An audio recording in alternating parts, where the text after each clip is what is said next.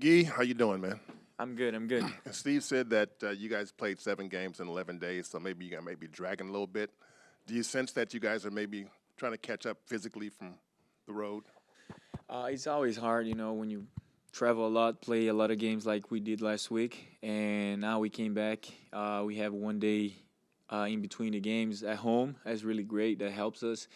But at the same time, when you come here, you're feeling like kind of tired, because especially long trips like that, if you ask for all the NBA players, is a like tiring moment. Everybody get tired, everybody stressed, and especially what happened last game with Mo was a very sensitive moment for us. A special guy like that, and we just like see exactly like what happened with him. That was really really bad and not a good feeling for us. Do you think that could be a factor in the turnovers because you guys have been piling them up lately? Tonight Uh, too. yeah, yeah.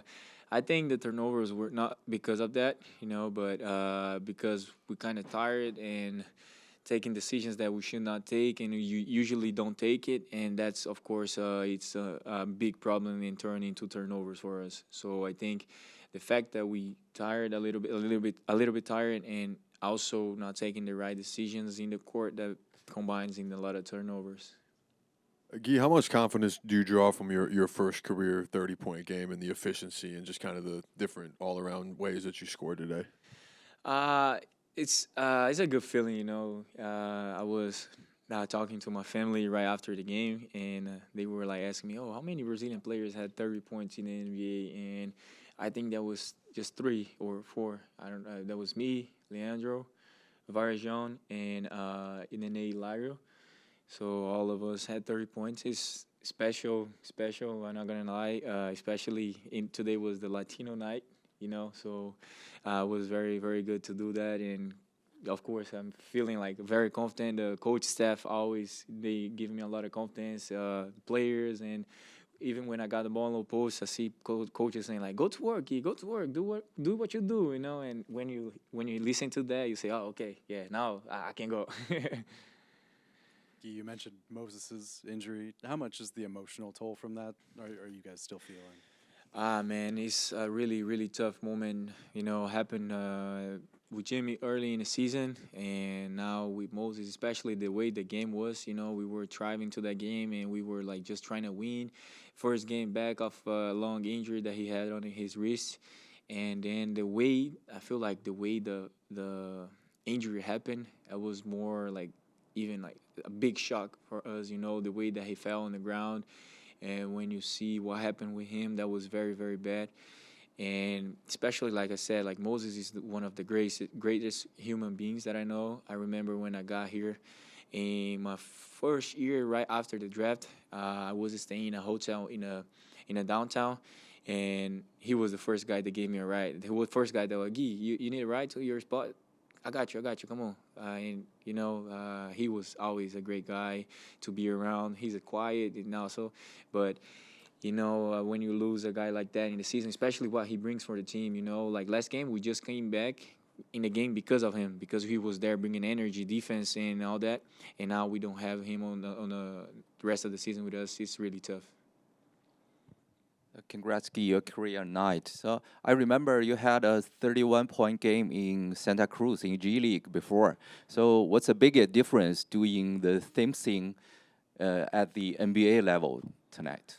I feel like my 31 point in the G League was way more off the ball than was because here I feel I had a ball in my hands a lot in this game tonight.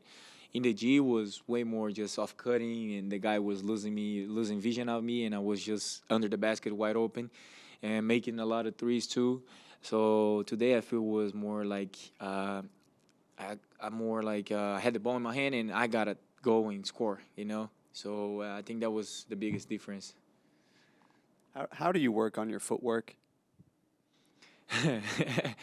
Man, like before every game, I play 1-on-1 in the low post with Noah, my coach, and every time I just beat him.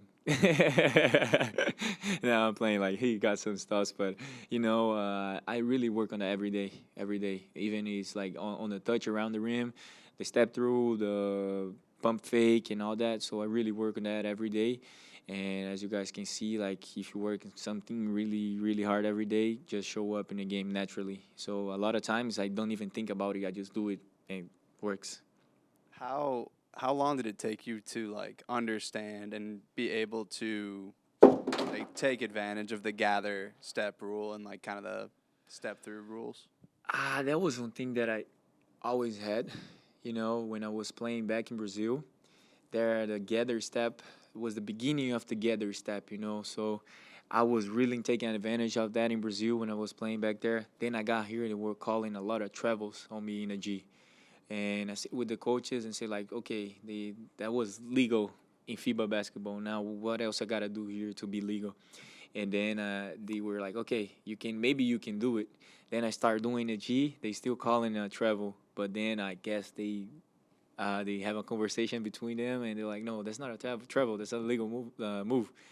And then now I've just when I had the opportunity to do it, I do it, and either is to score or find passes. But every time that I stop in 2 feet, I don't need to rush my movements. You know, I can find passes, I can go straight through, or just give the ball away to somebody else and do in space again. So yeah, it was took me some time to do it, but after I do it, now it's way easier to get into the paint and take decisions because I have way more time to do it. All right, sir.